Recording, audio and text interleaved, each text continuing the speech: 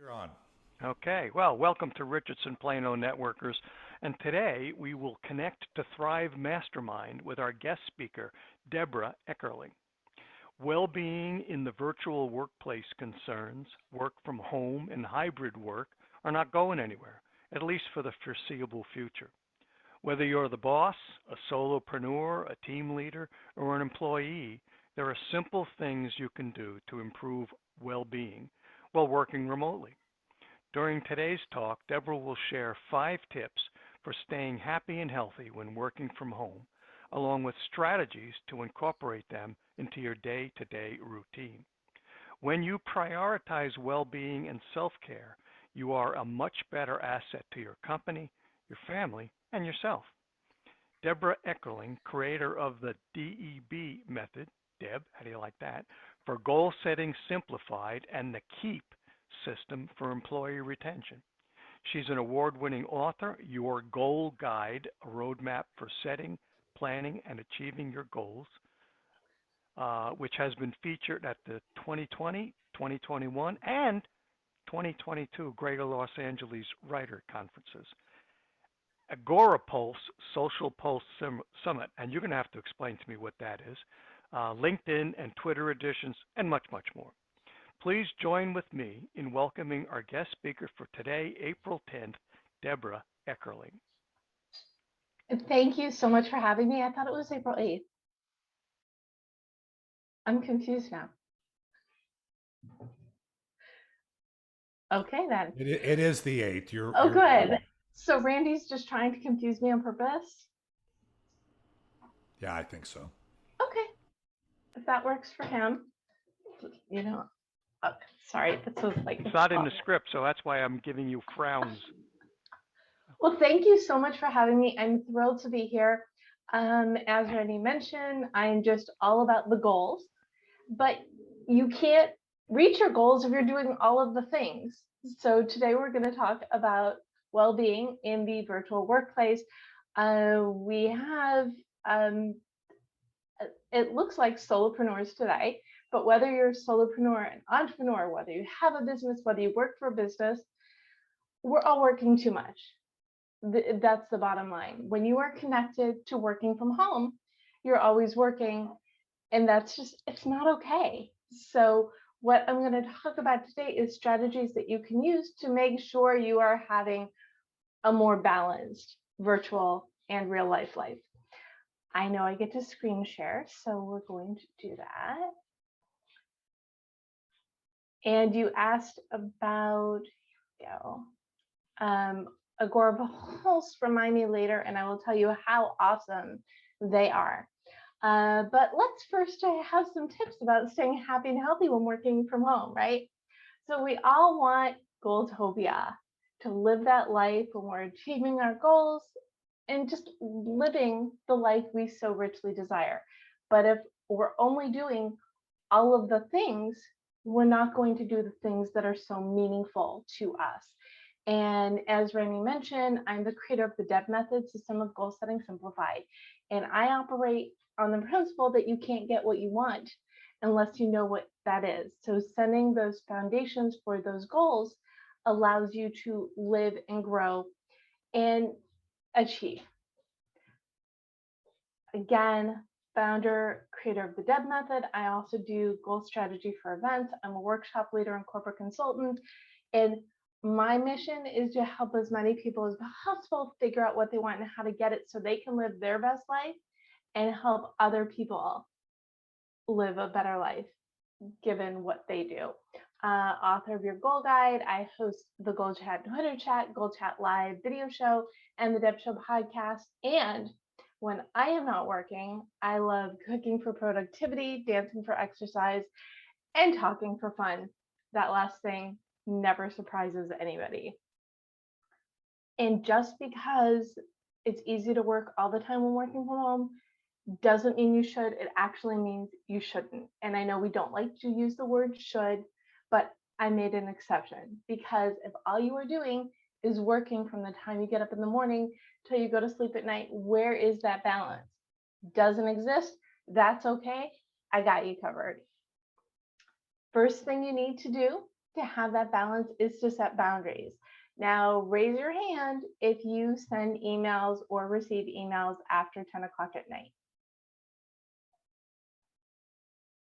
Oh, you don't? Okay, so David does, but everybody else gets a gold star because you don't, because that's the thing. I've heard this, that people forget to eat because they're so busy working. I totally do not believe in forgetting to eat. But what you can do if you need to set better boundaries, we're looking at you, David, is to set those cutoff times. And what I'm saying is, what time do you start in the morning? What time do you end in the evening? And then you can give yourself like little cheaty cutoff times, like this is the latest you will respond to an email, but this is the latest you will read an email. So I admit I will read emails till probably 10. I try not to do it after that because then I'll get like in my head. But you can set the cutoff time for I will respond to emails till 7 o'clock at night, 8 o'clock at night. I will read them till 10, but then in the morning, do your replies. The thing with the cutoff times with the emails is you want to teach people basically how to treat you. If you're emailing people at midnight, you're saying it's okay for them to email you at midnight. I had this the other day. One of my editors wrote me at like 11:57. Yes, I checked email a little late that night. Deb, will you take this story? The answer was yes, but she didn't need to know that I was reading my email that late. And I wanted her to know, doesn't matter what time she emails me, she's not getting a response till the morning. It took 2 seconds, but better to take those 2 seconds during your workday. So that's I think the bottom line is to set the boundaries and figure out what is your workday. Also, scheduling lunch and taking breaks, super important, especially when you're tied to the computer, because again, especially with social media, super easy to go on in the morning to check like one thing, and then you're hungry and you don't know why because it's 4 hours later. So if you need to set the alarms in your calendar, do that. If you need to make sure you are taking breaks, and if setting the calendar reminders does that for you, do that. The other thing that's important is to take time off on the weekends. Okay, I'm gonna ask another question. When was the last time you took a whole weekend off? Or can you remember the last time you've taken a whole weekend off? No. Oh, Randy can. Okay, now Randy wants all of the gold stars, right? Randy, when was the last time you took a weekend off? See, I'm retired, so I take a weekend off all the time. Oh, I okay. cheated. Oh, you are cheating. My point is this, when we love what we do, we want to work all the time, and that's okay. But you Before still I should take retired, the answer was rarely never. ever. Yeah, because you need that break to refresh. Now, I leave my daughter to on Sunday nights, so if I have to do work on the weekends, I'll do it on a Sunday because I already know that I don't get a full day. But I try to be as disconnected as possible the rest of the weekend because you can't be connected all the time and maintain that a happy, healthy balance. And if you're reading too much news and you find you're cranky about it, read less news. Give yourself little windows throughout the day. I think 5 minutes is plenty of news to stay informed without driving yourself crazy. But look at the little things that you can do to keep your focus and keep you healthy and mentally happy. Because again, there's so many things in the world that want to drag you down. Don't let them. Be in charge, be empowered, and figure out what boundaries that you set are really going to set you up for success. Anybody else have a good boundary story? So I don't know if it's a good boundary story, but let me share with you. So one of the things, number one, is you are exactly right. Boundaries are important. I was being transparent with you that boundaries are an issue for me. And even though I coach people on time blocking and the very thing that you're talking about, just because you coach somebody on just because you know it's right doesn't mean you practice it. So part of it is one of the reasons why we do this mastermind is to put into practice what we learned. I hate using this because people, when they say literally, don't always mean literally, but I literally was talking to a client just before this on this very topic, is that they felt like they were working all the time and not getting the results that they had. And, my answer was actually, you need a time block, you need some downtime, you need to start being more intentional, because you're going to get burnt out. And so, and I've been there. But I also, kind of like Randy, he's still working on what retirement really means to him. But retirement is really doing what you want, when you want, with who you want, where you want, and living a version of my ideal day every day. So there's certain things that I stay connected for that are intentional. And I just need to draw boundaries around who gets that. Like you said, your example was great in terms of, I got this and I could respond to it right now because I did see it, but you're actually training people, whether it's your boss or your client or your kids, whatever it happens to be, right? You're training people on when you do certain things, what your boundaries are. So anyway, that's I'm But to Debra's point, in the majority of cases, it's a choice. right. And to be healthy, both physically and psychologically, the choice along the lines of what she's talking about is probably not a bad idea. Right. It is, that's like the best word to describe it. So thank you for that, Randy. And the big thing, the reason why I love goals so much and why I think foundation is so important, because you are choosing to take the time to figure out what is the thing that you love. You are choosing to explore the different ways you can turn it into reality. And you are choosing to take the time to build something to make your world a better place. And again, the world around you better, because it goes back to that mission. But, and we were talking about this before we went on camera. I will share a couple days a week. I don't schedule on camera because I know I will be more productive if I have days where I don't have to take the time to get ready to speak, to be interviewed. So I like to do 2 days a week. Sometimes it's only one, and we're talking not even the weekend, weekdays where I am just writing and working on projects. So a big thing about boundaries too is finding out what works for you, that trial and error. So I'll give you all a little bit of homework. Is after you're done watching, or if you're watching the replay, hit pause, look at your calendar and schedule downtime. The same time every week, put in your calendar and see how it goes. And again, it could be a couple hours, it could be a half day, it could be a whole day. But whatever you need to do to remind yourself that you can't constantly be working, even when you love what you do, is super important in helping you keep that healthy balance. Patricia, you had your mic open earlier, and I wanted to give you a chance to engage here. So go ahead.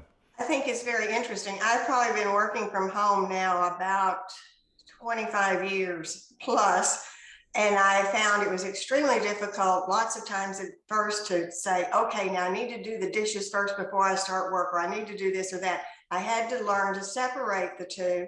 And sometimes my schedule does change from Sunday and Monday off, because a lot of my entrepreneur jewelers take those days off because Saturday is their busiest day. But I've learned to be able to be flexible to do it one way or the other. But I think it's a very, very good concept. Thank you. Thank you for sharing that. And you also brought a really good point. Sometimes your weekend is going to be during the week. You don't know. All you know is your life and looking at your life to see what's going to make sense. So good, excellent. Let's move on. Next thing, now it seems almost funny to say this to a group of entrepreneurs, hours to find a hobby or a passion project, but not really, because whatever it is your passion, your vocation, what you built for yourself or are building, that's great, but it can't be all the time. There are things we need to do like personal development. What new skills, what new technology do you want to be on top of? Do you want to learn to cook? Do you want to learn to knit? Do you want a hobby that intentional? That's why I love cooking so much, because I can't be on the computer and cook at the same time. So it's like forced breaks and I get to eat. So all really good things, but think about, and you can make a list. What do you want to learn? What kind of exercise would be fun for you? And I know I had to put exercise in here somewhere, and this just seemed like the best location. Online, there are plenty of ways to find and sample all different kinds of exercise, whether it's now Dance Fit, that's what I enjoy, but you can do walking, you could do Pilates, you could do yoga, and most of the instructors will have an Instagram where you can test out what their classes are, or maybe it's their entire classes. So what you can do is, let's say you're not an exercisey person, and honestly, other than dancing, I am not an exercisey person. And no, it isn't a word, but it is now. You can try something different each week until you hit on the thing that you love. And if you're in an area where you can, take walks outside, find ways to step away from that computer, that workspace, to like refresh. I'm using that word a lot, but that's why we do this. We need to refresh and feel healthy so we can do more of the things. So whether you've always wanted to write the great American novel, or you want to work on a book that shares your expertise, or you want to start a podcast just because you think it would be fun, do that. Allow yourself these hobbies, these passion projects, because that will fuel your spirit. And if you are, let's say you're working full time, your job's okay, you have no desire to leave it, but it doesn't make you happy, think about what you can start on the side that's going to give you that fuel, that excitement, because that will leak over into your day job. So whatever it is that you love, find ways to do it in a productive way, and that will also keep you happy and healthy. So does anybody have a hobby or passion project, something that they're working on that's independent of or related to their job that they love? I know David does, that they use for that balance. Well, I guess I'll offer up mine in terms of, let me hold on just a second. Not sure why. I must have clicked the wrong thing. There we go. I would say that I tend to like building community, which actually is part of what I do now. And that's one of the things that as I indicated, and it goes along with what you were talking about in terms of the boundaries, right? It's not just the boundaries of the what it is that I allocate my calendar to, but also the way of thinking, the mindset around your passions. You have to put those into the calendar and create boundaries that continue to inspire you. And as you said, and I think you said it very well, is that it feeds into the things that maybe you monetize if you are doing that. I work out every day. It's not that I am really passionate about it. It's that my wellness depends on it. My ability to live to 120 with the vitality of a 30-year-old is not going to happen if I don't, have that kind of thing scheduled or goals around that in my life. My daughter is an amazing an absolutely amazing artist. That's her passion. But that's not what she does as a job. But if she doesn't find time in her day to be able to express that passion project or that thing, it doesn't go as well with her workday, right? So again, I think you're right on target there, Deborah. Thank you. Yeah, I get cranky if I don't cook for a few days. The other reason why I love cooking for that balance is you get food. You know, it's the reward of me time away from the computer, but there is a literal reward at the end of it. So that's something. Now, Patricia, did you have something you wanted to share? And you can unmute yourself so we can hear you. There was one other thing that I was going to mention that happened to me. We used to do a lot of repairs, and I had one client that wanted that I told her that her repair was ready. She wanted to come at 7 or 8 o'clock at night, knowing that I work from home. And I said, absolutely not. I just drew the line. Yes, good for you. That's it. That is exactly the point. Decide when, decide the cutoff, what is okay, because it's your personal space. And the other thing that I mentioned, what sort of fun little passion project I do my Twitter chat, but what I really love is my live show, which I do every Monday at 4 p.m. 4 p.m. Pacific on LinkedIn and on Facebook. And what I do, it's also community development. I bring in 2 to 3 friends from different parts of my life to dive into a topic. And it is just a fun conversation. In some cases, in most cases, they don't know each other. Every now and then I will purposefully put people who know each other together, but usually it's from it's people from different worlds. So I guess that is my passion, is this venue to talk to people and to introduce them to each other and to all of our communities. So that it's a work thing, because it also works hand in hand with my speaking and getting me more out into the world, but it is something that I love, that brings more balance. So if you want to put, I know we're a small group, but if you want to put in the chat what your hobby is, what you're passionate about, would love it. Or again, you want to chime in later, let me know. But let's go on to the next thing.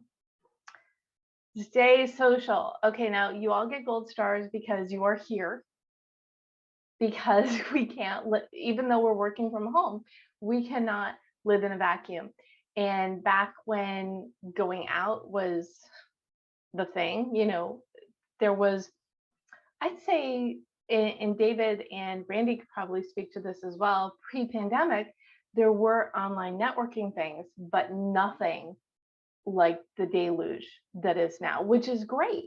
I have met more people in the last 2 years online from all over the world than I could ever have met just in Los Angeles, where I live. So whereas it used to be one networking goal, I would say, is to just go out to an event a week. Now I think good networking goals would be to do one online event a week, do one one-on-one a week, and do one educational something other a week. So one mixer, one workshop, one one-on-one, because that's a way to really stay social, get outside your head, talk to other people without just the typing, and really just get out of your own head a little bit. Networking isn't so much about promoting yourself. It's about learning what the other people do, so you can refer them, so you can help share them with your world, etc. So networking goals are awesome. If you do have a business with employees, it's great to have like a little group chat so people can easily check in, which you can do on Slack or Google or whatever your group chat app of choice is. And the other wonderful way to stay social is to organize events.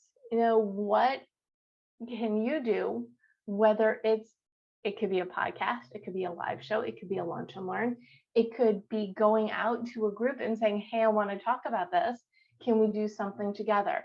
So find ways to start social, to stay social, but also to find ways to use that social to expand your network, because you can't reach your goals on your own. You need to constantly be meeting new, exciting people, people who do similar, people who do different, so you can elevate each other, and everybody wins. And Donna gets the gold star for staying social because she is the first person in this group who jumped on and Facebook friended me. So yay, go Donna. And if we are not connected on LinkedIn, and we probably are not yet, please look me up, find me, connect, because I would love to have you as part of my tribe. And we need these connectors and connections. So, okay, anybody have a good social tip? What do you do to stay social online or in real life? Now we'll just stick with online. Go ahead and open your mic if somebody has. Donna has something. Donna, go ahead.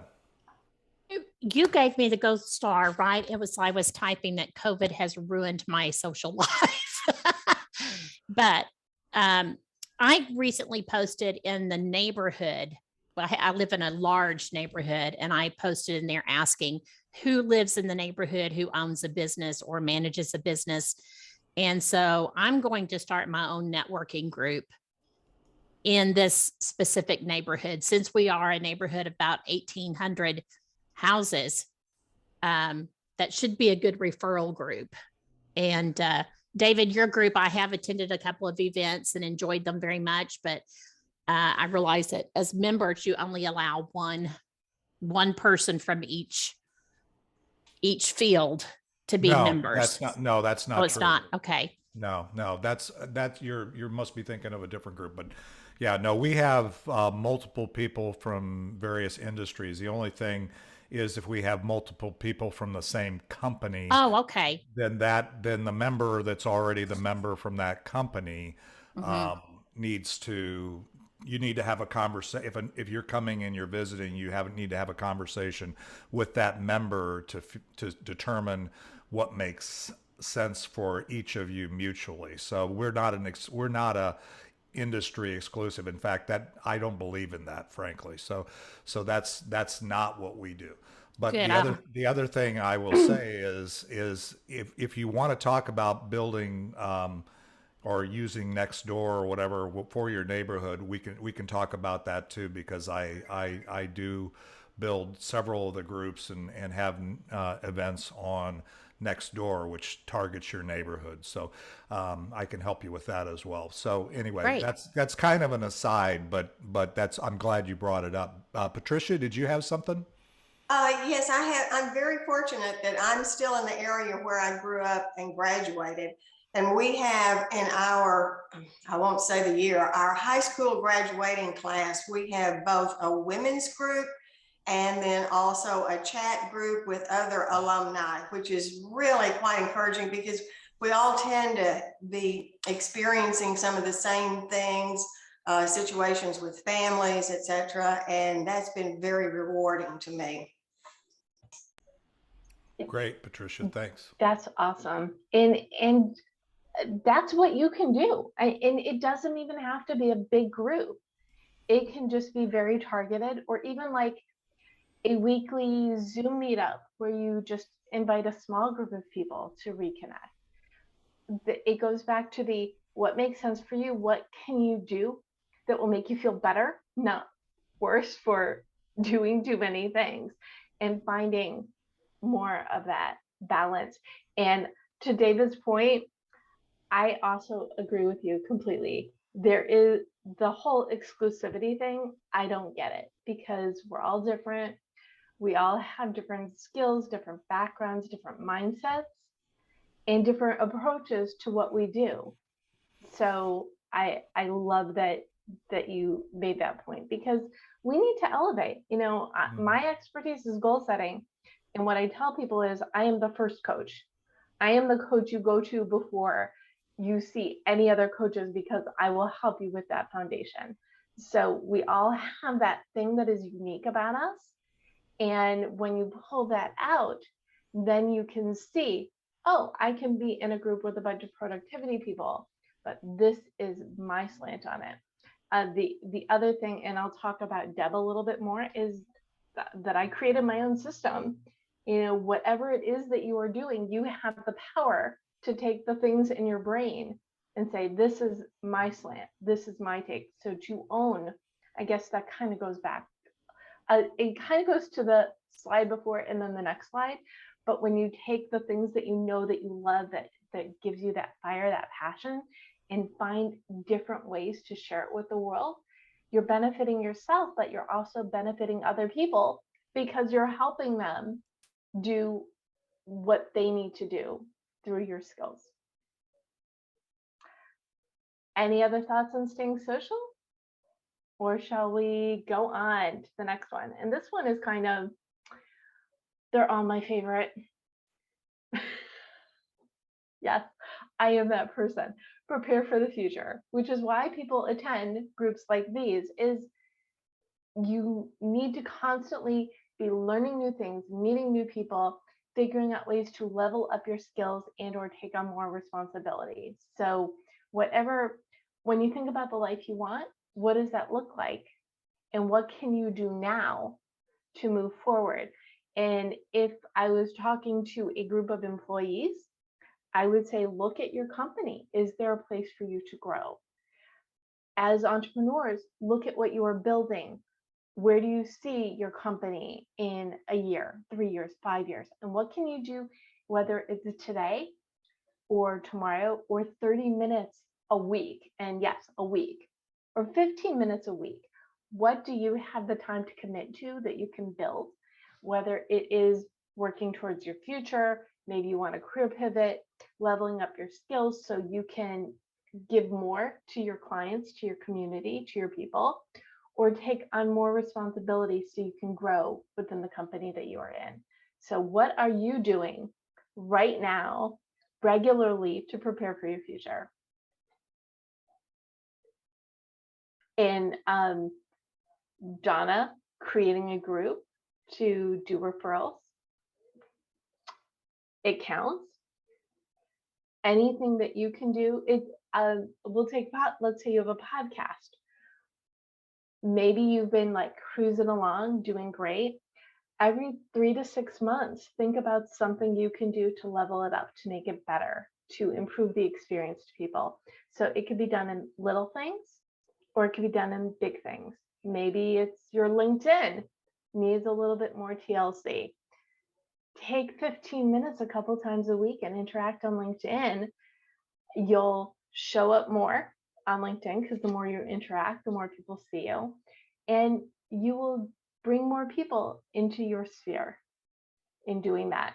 One thing I've done is I do goal strategy for events. So helping event planners as being like the first speaker to get people on track so they actually get something out of the event. And also working with companies that are sending people to events so they get more out of the event than blurred eyes and sleep deprivation. But in doing that, something I started doing on LinkedIn is a different event focused poll every week. So to see what people's opinions are, what their challenges are, so I can constantly know the state of this growing sphere, this growing niche, and be able to offer more to the people. What is your biggest challenge with the event? Oh, you're having this problem. This is my solution. So it's a great way for me to start conversations within that niche and help more people with what I do best. So what are you doing today, this week, to prepare for your future? Anybody want to chime in?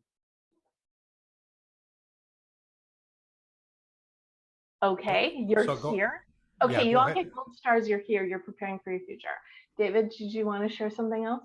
No, I just wanted to say, if anybody has anything, just open your mic, and if I see your mic open, I'll bring you up to or I'll spotlight you. But anyway, so yeah, as far as doing things to continuously improve, those that are part of this group know that it's been a journey the whole time. And like we said, we have our Monday mixer, we have our Wednesday, which was our core networking to begin with. And now we do the Friday Mastermind, and we've done that for a while. But if you've been around for a while, you know it's takes a different form and expands. And a lot of that is because we're trying to not just work and turn the crank and do what we're doing, but continually find ways not only to be more inspired ourselves, but also to have more impact and more value. And so that's a journey. It's an everyday thing. I mean, you know, we're, as I've said before, our goal this year, or my goal this year, and the leadership goal of this network is to double the impact with half of the time investment. You say, how can you do that? Well, you can do that. You know, it's called elimination. It's called, you know, so all the goal setting things, right? Elimination, automation, delegation. There's just a lot of things that you can do that can make that goal possible. Randy, did you have something?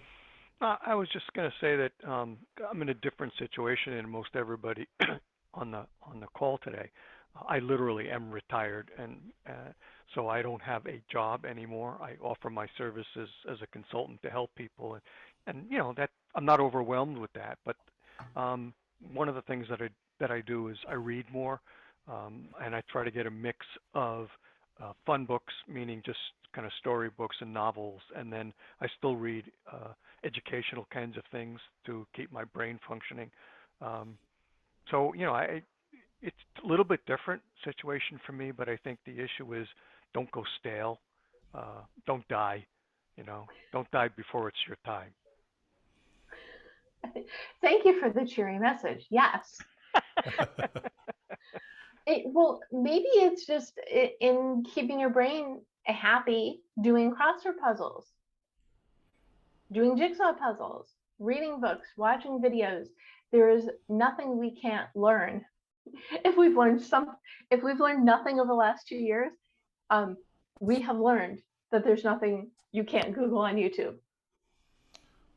I also think since you mentioned, you know, the last 2 years, I think people who weren't doing what you've been talking about, if they weren't diversifying their mind and their activities, I think they kind of woke up one morning during COVID and said, holy crap, what the hell am I going to do with myself? Because they hadn't been practicing that. And so hopefully for most of those people, it was a wake-up call, and they began doing things like you're talking about, doing crossword puzzles. And I took up German, which I gave up when I realized I can't learn German. But you got to keep your mind active. You just can't retire. Yeah. And just, you know, and Dave keeps reminding me of that. Yep. And Donna, did you have something that you wanted to share? Well, this was a question for Randy, since he said don't die before your time. Does that mean I should go ahead and start that singles group in my neighborhood as well that Absolutely. I was planning on doing prior to COVID? Absolutely. I don't want to die before my time. That's right. Absolutely. And Go for it. I will tell you, and again, Randy knows this because I'm constantly coaching him because I love Randy, and he's a great friend, and has great value, and I always appreciate him being part of this group. Is I will tell you that when I started down the journey of retirement in 2005, the scariest thing I learned that I now teach and in my vision challenge and that kind of thing is that if you retire the way I thought of retirement, my dad thought of retirement and everybody I knew thought of retirement, my life, your average, maybe less, maybe more, but your average life expectancy is 6 years. So the point is, whatever is the reason you're on the planet, whatever value you can provide to your community, and I do use the term community, and whatever vision you have for your impact and future needs to stay in play regardless of the stage of life you're in, whether you're just getting started, whether you think you're kind of at the end of the road. just that's critical. I mean, we talk about it in terms of life and death, but it is life and death. So yes, Donna, I would agree. And I assume Deborah's and I have had some conversations. So we both are on that page, right, Deborah? Oh, absolutely. And it's really the reason why I do what I do, the reason I wrote my book. So my book came out January 2020. So 6 weeks before the world changed, out is released my book, which is to help people embrace change by choice or by circumstance. And 6 weeks later, we all got changed by circumstance. And I think so my book came out, I was doing a little book tour around Los Angeles. And I think within a week, I got a, hey, Deb, will you talk about this? Everybody needs to realign their goals. So I basically spent a year and a half telling people the cosmic pause is a good thing. It gives you the opportunity to take the time to figure out your foundation. What do you want? Not what you thought you wanted, not what you studied in school. What do you want? And then figure out ways to incorporate it into your life. So yes, the best time to start anything was 20 years ago. The second best time is today. So you're all here. Awesome. Moving forward, go you. Gold stars for everybody.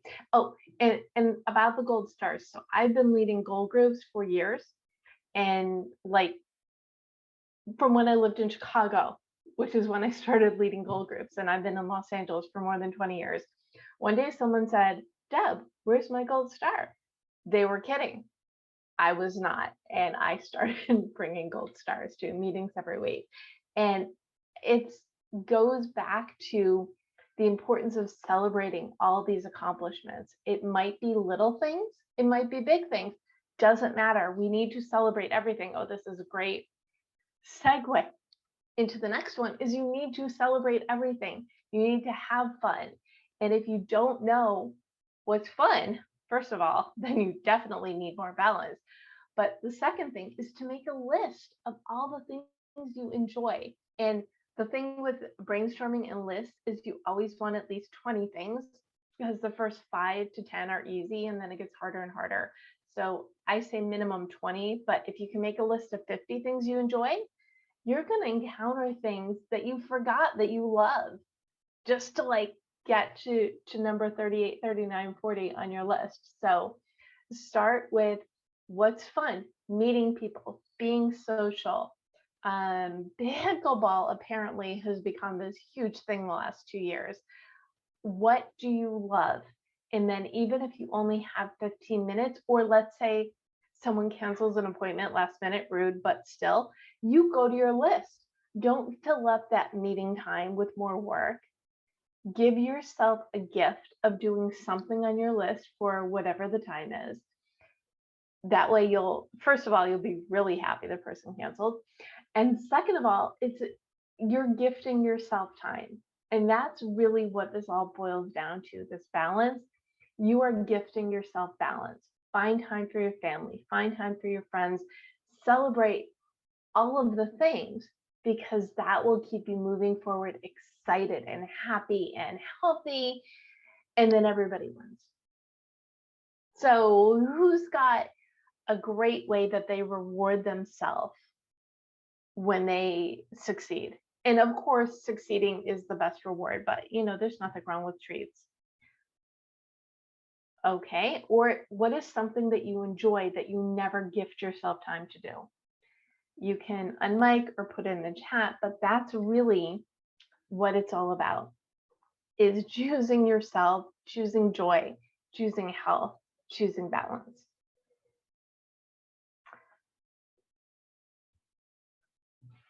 Okay.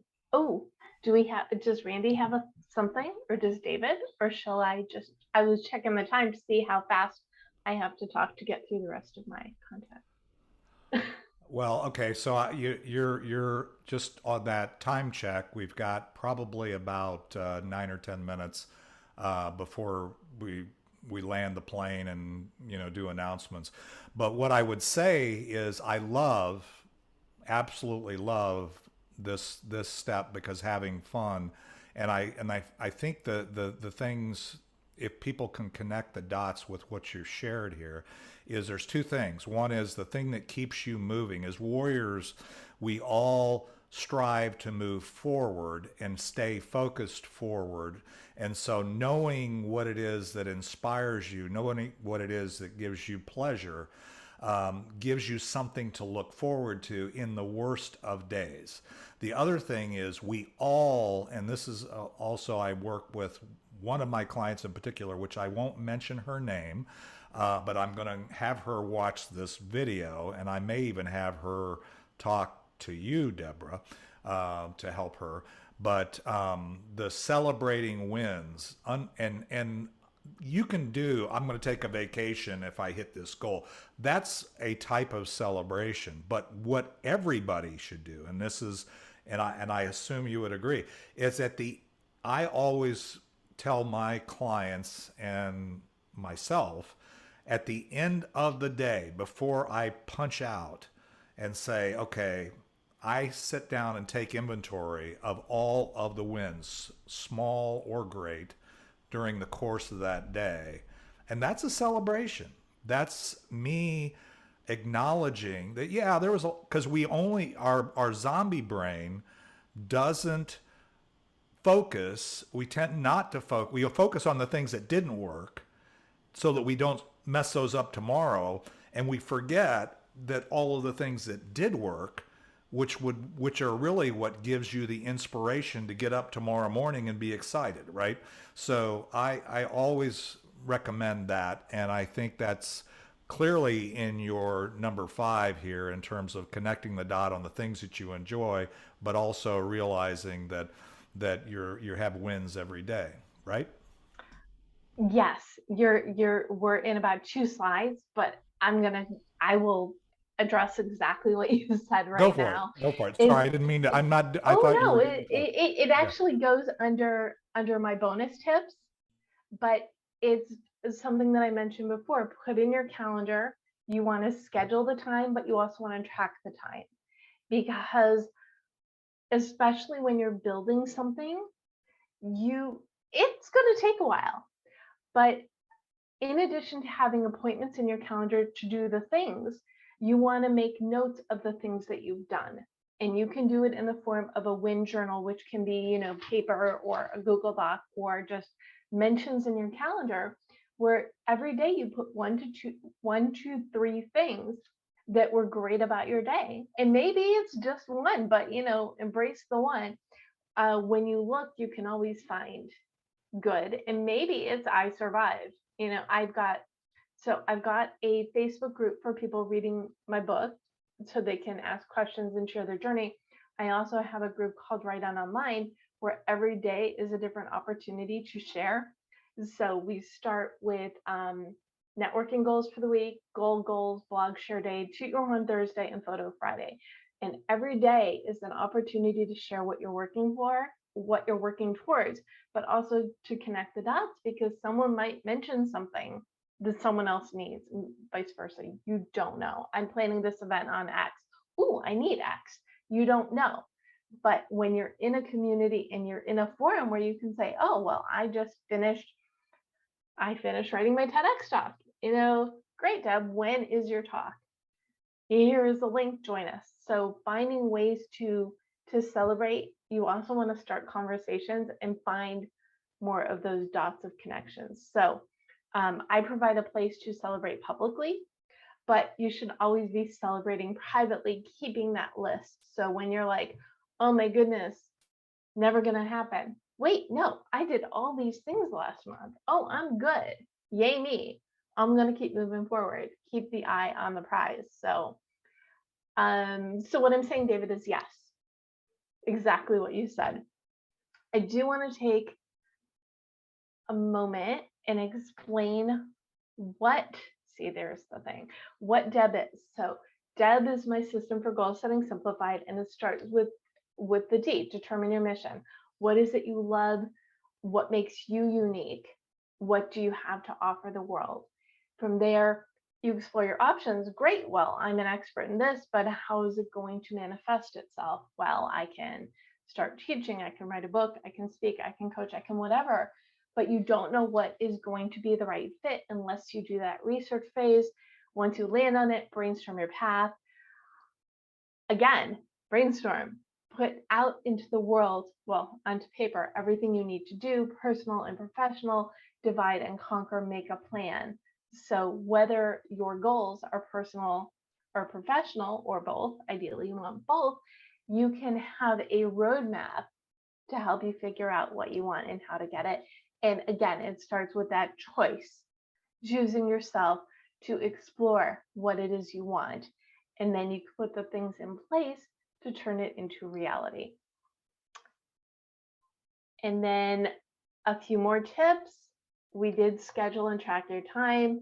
I love to-do lists as well, because if it's not written down, it doesn't get done. And the way that I do lists are I write them on paper and then I will type them into an appointment, a Sunday appointment on my computer.